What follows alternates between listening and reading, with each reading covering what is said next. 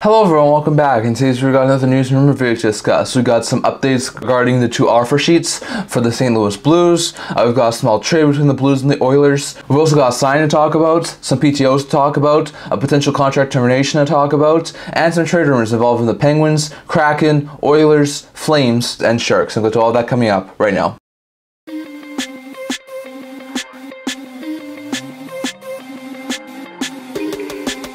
Hello everyone, welcome back to the video here at the Instant Hockey channel. Before we get into this video, don't forget to like this video and subscribe down below. Thank you for your support. We're nearly to you guys, so if you haven't already, don't forget to subscribe button down below. And don't forget to leave a comment down in the comment section below so we can all discuss in this video. Now, in today's video, we're going to start today's video off by discussing a signing that happened over the past little while. It happened earlier today, just before I started recording this video. And that is the Seattle Kraken finally coming to terms with RFA forward Matty Beniers. The signing is as follows. Matty Beniers signed a 7-year deal with an AAV of $7.14 million to be with the Seattle Kraken. So that's a pretty good pickup there for Seattle Kraken. Beniers is not going to be signed until the early 2030s with the Seattle Kraken, so that's a pretty good pickup there for the Kraken. And at 7.14, I think that's a pretty safe bet for Beniers. I think he's got top line center potential, so having him at 7.14 is pretty good. This past year it was a little bit of a down year, coming off of a season where he had 15 goals and 37 points in 77 games. Not as good as his Calder winning season the year prior, but still a pretty decent season. If he can bounce back, put up 50-60 points this year, that contract starts to look really good. So when the Kraken needed to sign that last RFA,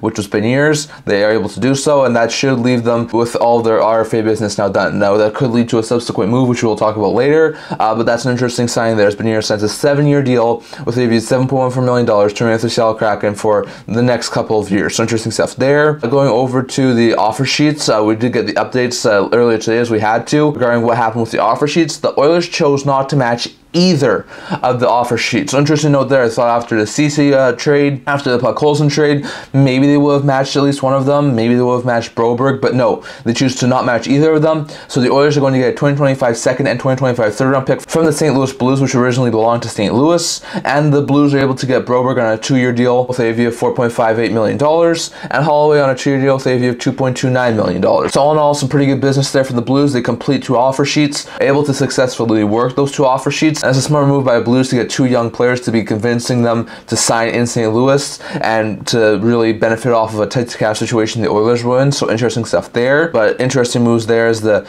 Oilers have now lost Broberg and Holloway, and they are now a member of the St. Louis Blues, while the Oilers get a second and third round pick. So interesting pickups there, but the offer sheets have indeed gone through, and Broberg and Holloway are new St. Louis Blues players. So interesting stuff there. Going over to a small trade that happened between the Blues and the Oilers. After the offer sheets wound up going through, the Blues wound up giving a couple things extra to the Oilers as well, and the trade is as follows. The Blues get future considerations from the Edmonton Oilers in exchange for a D prospect Paul Fisher and a 2028 third round pick. So the Oilers get another third round pick, this one way down the line back in 2028. We haven't even reached the 2025 draft yet, so that's still another 4 years away. So that's going to be a long time before they start using that one. They might use it as draft capital to be a trade chip, but interesting stuff there. Meanwhile, they also get Paul Fisher, who was a left-shot defenseman.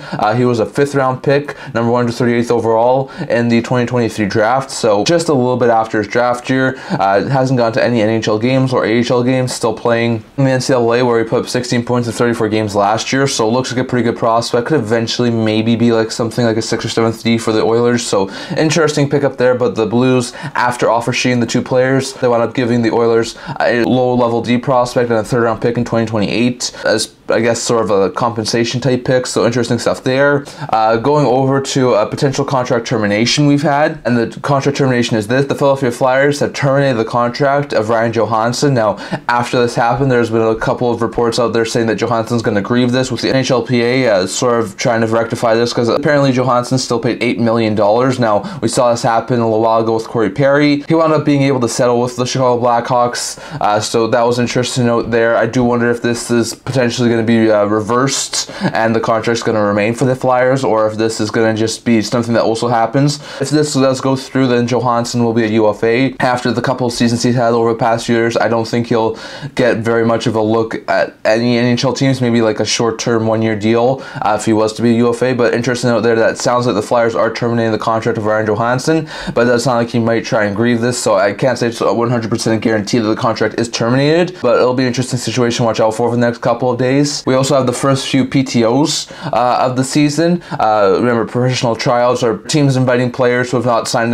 new deals yet to training camp, seeing how they're doing. It sometimes works out into a contract for the player, sometimes it doesn't work out at all and he goes back to being a UFA. So interesting note there. But Jacob Vrana, who is a former Capital, winds up signing a PTO with the Capitals. So interesting pickup there for the Caps. Wonder if that will work out to some sort of a contract. And on top of that, the Tampa Bay Lightning had brought back Logan Brown on a PTO. He was technically under contract with them last year, but he suffered an injury that kept him out for the entirety of the season, so he never was able to play with the Tampa Bay Lightning. So interesting to note there. But Brown has signed a PTO with Tampa, and Vrana had PTO with Washington. I expect there to be more PTO announcements over the next couple of weeks, so interesting stuff there. Going over to a quick look here at some trade rumors lastly. So we're going to look at 5 trade rumors here first, starting with the Pittsburgh Penguins. According to Dan Kingerski of the Pittsburgh Hockey Now, he was talking about some more potential moves the Penguins could do and another guy who could be on the trade block. He says that after additions of guys like Cody Glass, Blake Lizotte, Anthony Beauvillier, who should be able to help out that bottom 6, I think that guy who might be on the outside looking in right now and could want to be moved is a guy like Noel Acciari. If I'm correct, he's got this year plus next year at $2 million cap hit. He's a really good penalty kill tape player, can work on the wing, can work at center, very versatile player. Like I said, can work on the PK. There's a really good defensive forward, can put up some points. So he says that there's a really chance the Penguins might look to try and move him. Now, it might not happen right now. It might happen closer to the deadline or next offseason. But after the additions of guys like Anthony Beauvillier and Blake Lizotte and Cody Glass, who should all be solid bottom 6 forwards this upcoming season, he thinks that there's a very likely chance that maybe a guy like Noel Acciari winds up getting moved. So we're going to have to keep our eye on this one, but it does seem like Acciari might be a guy who winds up being on the move for the Pittsburgh Penguins after all their bottom 6 additions they had this offseason. So interesting stuff there. Going over to the San Jose Sharks. When it comes to the Sharks, there's been a couple of trade rumors involving them. There's been a couple of reports recently saying that Ceci is probably not going to stay long in San Jose, which is what I've been saying. Probably going to be flipped at the deadline or potentially sometime earlier for a draft pick would be their guess, depending on how good of a season Ceci has in San Jose. So there's a very likely chance Ceci doesn't stay long in San Jose, gets flipped at the deadline, and then signs a new deal at some point elsewhere in the offseason next year. So interesting stuff there, but it does sound like Ceci is probably not going to remain in San Jose long term. On top of that, there's been a couple more reports recently saying that Mikael Granlund is a prime trade target for the San Jose Sharks. Entering final year of his deal, has a $5 million cap hit. Sharks can't retain money because of their retention slots already being filled up, but there's a very likely chance a lot of teams could have some interest in Granlund. He was one of the top players on that team point-wise last year. I think he has the potential to be like a 60-65 point player. A lot of teams could definitely use something like him, even if they would have to get a third team involved to retain half of his salary. I think there could be some interesting options there for San Jose Sharks to potentially move on from Mikael Granlund. This year probably won't happen in the offseason, will probably happen at some point in season, but still that's a potential option there for the Sharks as well, as it sounds like get another guy who ends up getting moved on from. So interesting note there, but it does sound like Mikael Granlund and Cody Ceci are potential in-season trade targets for teams looking to try and upgrade their forward group or their defense, of course. Interesting stuff there. Going over to the Calgary Flames. According to Ken Wiebe of the Winnipeg Free Press, he thinks that Kadri in Calgary might be just what the Winnipeg Jets could look for. Now, we talked about Kadri over the past little while. Could be a potential trade candidate for the Calgary Flames. Looks like he's open to waiving his no movement clause for the right situation.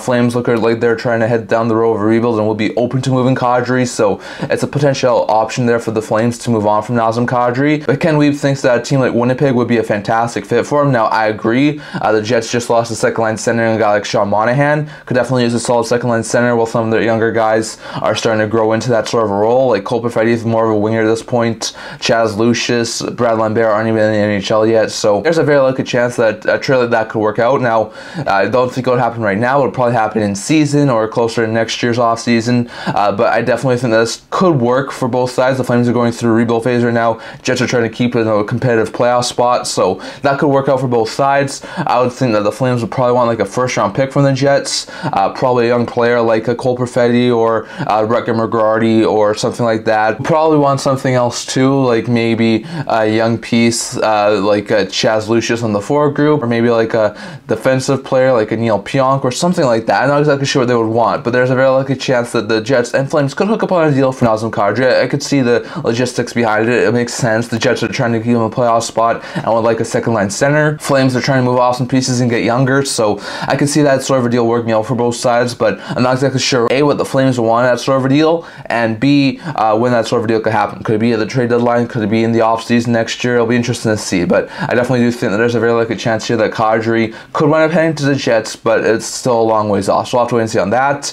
Going over to the Oilers now, after losing Broberg and Holloway to offer sheets to the St. Louis Blues, that's led a lot of people to think what's going to happen with Edmonton's defense. Now, as much as their offense definitely did improve this past year, and they did get the puck holes in replacement for Holloway, their offense still looks really good, but look at the defense. I mean, if you look at their depth charts, if you look at their defense right now, your best lineup projections, at least in my opinion, would be having Bouchard play with Ekholm, which is a really good top pair. You would have Nurse playing with Kulak, which is a decent second pair, and you'd have Emberson playing with Stetcher as your third pair, with Josh Brown as your seventh defenseman. As much as that's a decent offseason, especially with a dynamic guy like Brochard, I definitely think there's a very likely chance that's not an overly great defense. And if you have not overly great defense in front of Stuart Skinner, who is prone to having bad games at different points, that defense is not going to get them anywhere close to being a competitive playoff team this year. I mean, the offense is really good, but we've seen time and time again, you need good defenses to win playoff series, and that Oilers defense is not where it needs to be if they want to try and compete for a cup this year. So I definitely think there's a possibility. They do have a little bit more cap flexibility now. Could they try and go after like a cheaper defenseman and try and improve their defense, at least now, or maybe at some point in the season? I think it's possible. They've been linked to a guy like Rasmus Anderson from Calgary, who could be a potential option there. I've seen them be linked a little bit to Artem Zoo in Ottawa. There's probably a couple of other right shot defensemen who are on the cheaper side of things who could definitely also try and improve that team too. So we're gonna have to wait and see exactly what happens, but I wouldn't be overly shocked if we saw the Oilers at some point, whether it be right before the start of the season or in season at some point, trying to improve that defense, because as it is right now, that defense is in pretty rough shape, and if they don't fix that, there's a very likely chance they won't go very far in the playoffs this year. And lastly, going to Seattle Kraken. We just talked about how they signed Matty Beniers. There's a very likely chance that they're going to need to make a move in the next little while. Now, they had just over $6 million in cap space. I think they signed Beniers for around 7.14, so that was a little bit of an overpayment when it comes to how much cap space they had. But there's a very likely chance now they've paid Beniers what they have. There's going to be a subsequent move from the Kraken. I think there's a really good chance we could see a guy like maybe Brandon Tanev or a guy like Jaden Schwartz being moved by the Kraken in the not too distant future. There could be a couple other guys too, but I think a forward is very likely to get moved with the depth that they have in the forward group right now. So I think there's a very likely possibility that we see the Kraken wind up moving a forward. Like I said, not exactly sure who it is, but with them being, I think it's like $1.5 million to $2 million over the cap now after the Beniers extension, I think there's a very likely chance we could see the Kraken make some sort of a move. Like I said, not exactly sure who, but my guess would be a guy maybe like a Brandon Tanev or a Jaden Schwartz would make some sense. So in my opinion, it'll be interesting to see exactly what happens there, but after the Beniers extension, it does seem like there's a very likely chance the Kraken will move someone. So interesting to note there, but that's all I'm talking for today. I'd love to hear your thoughts on all this down in the comment section below. What do you think about the Kraken? Do they move a player after the Beniers extension? And if so, who is it? Do the Oilers add defensemen to improve that defensive core for next year? And if so, who do they try and add? Could we see Kadri go to Winnipeg? I think it's a possibility. Could we see the Sharks move on from Ceci and Granlund? I think it's a very likely possibility in season. And is there a possibility that Acciari gets moved by Pittsburgh? Definitely have to get thoughts on all that. Plus the potential Johansen termination, plus the PTOs that we talked about, the sign that we talked about, the trade that we talked about, and the offer sheet results. Definitely have to get thoughts on all that down in the comment section below. So I'm going to talk for today. Until this video, if you're to subscribe down below. Thank you for your support. We're to love you guys. So if you haven't already, don't forget to subscribe button down below. Don't forget to comment down in the comment section below. So we're going to discuss today's video. Also a blog talking about news, rumors, analysis, stuff like that. So if you check that out, the link down in the description below. And I'm going to see you guys all for next video. See you guys soon.